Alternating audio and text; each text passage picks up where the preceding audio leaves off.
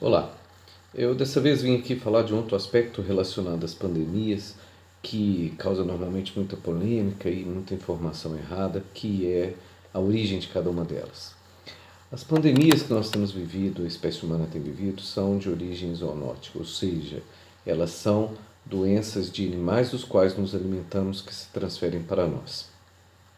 Como eu já expliquei no outro vídeo, essas doenças elas vão se desenvolver muito rapidamente no novo hospedeiro porque encontram pouca resistência imunológica, pouca defesa contra um parasita que é novo nesse organismo. Porque elas se espalham muito rapidamente, as pessoas ficam com medo e geram uma série de questionamentos sobre o porquê essa doença surgiu, e a maioria desses questionamentos tomam um tom político e uma desconfiança com relação ao povo em torno da origem dessa doença. Esse fato, além de perigoso politicamente, ele também é, do ponto de vista biológico, completamente absurdo e sem fundamento nenhum.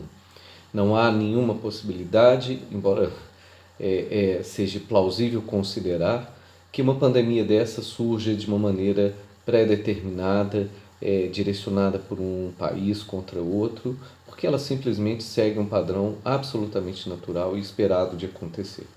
Eu gostaria de rever com vocês algumas das pandemias viróticas que a gente tem tido desde 1918, que envolve 3 famílias de vírus distintas. Os HNs, que são gripes aviárias, têm origem em aves.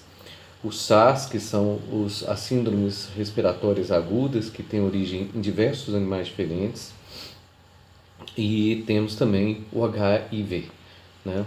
Esses são casos interessantes para a gente pensar se há realmente a possibilidade de um país estar manipulando e quantos países estariam manipulando vírus para nos atacar na verdade.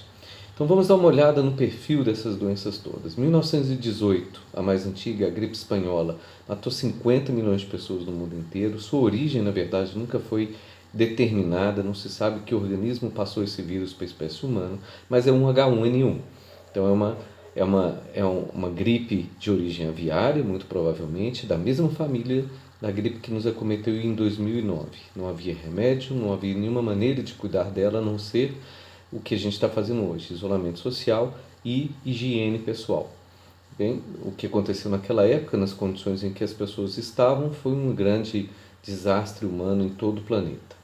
Depois a gente tem na década de 80, 70, 80 o HIV. O HIV invade a espécie humana a partir da alimentação na África de primatas. É um dos hábitos comuns em algumas regiões da África Meridional, que entre a caça comum que as pessoas utilizam, o chimpanzé, que é de onde a AIDS passou para a espécie humana. Na época, quem tem idade suficiente para lembrar, sabe que circulou pelo mundo uma série de discursos e documentários falsos sobre uma possível arma biológica criada pela CIA para atacar o mundo que teria saído do controle.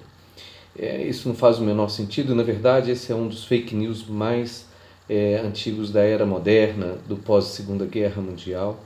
É a fake news de que a AIDS teria sido criada em laboratório, quando há todas as evidências hoje de que ela não foi criada em laboratório.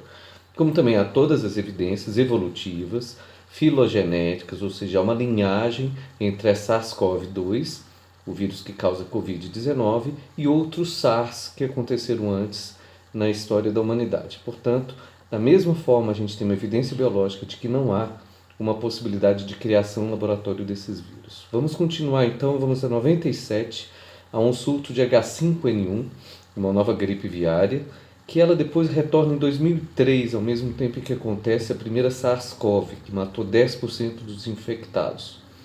Em 2012, 13, origem dessas coisas, origem aviária de diferentes lugares do mundo. O importante sobre as HNs você tem a possibilidade dela estar em todos os lugares por causa das aves migratórias. Esse é um problema.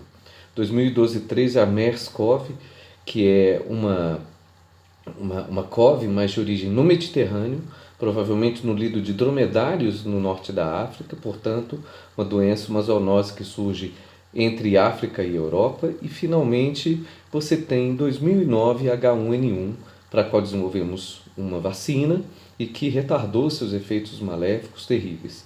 Eu aproveito para desfazer um outro equívoco que tem surgido daqui e ali na internet, que é o porquê não paramos o mundo com H1N1. Não paramos porque H1N1 ela infecta metade do que Uma pessoa infectada de H1N1 infecta metade das pessoas que quem está com Covid-19 consegue infectar. Esse é um problema diferente. E também quem pega Covid-19 leva muito tempo para se recuperar. Então, colapso no serviço público, como já foi dito.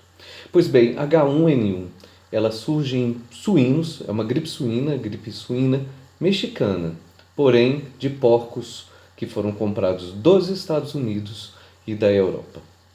Então, quem está conspirando contra o mundo? Na verdade, quem não está interessado em entender e aceitar duas coisas importantes.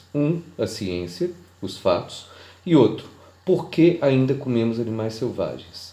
E por que eles têm nos adoecido? Nós comemos animais selvagens, nós que os comemos, porque temos populações pobres. Pessoas que estão na pobreza precisam de proteína barata. A caça é uma proteína barata que as pessoas utilizam para sua sobrevivência. Um outro problema é que muitas vezes a caça está associada a distúrbios ambientais que são cada vez mais intensos e frequentes em diferentes partes do mundo. Um animal de caça exposto a um ambiente estressado provavelmente está estressado também. Estando estressado, não só ele estará parasitado, mas seus parasitismos poderão estar lhe causando doenças. Se estamos caçando animais cada vez mais adoecidos, nós aumentamos a chance de que nós sejamos acometidos por doenças da mesma maneira. É isso, obrigado, até a próxima.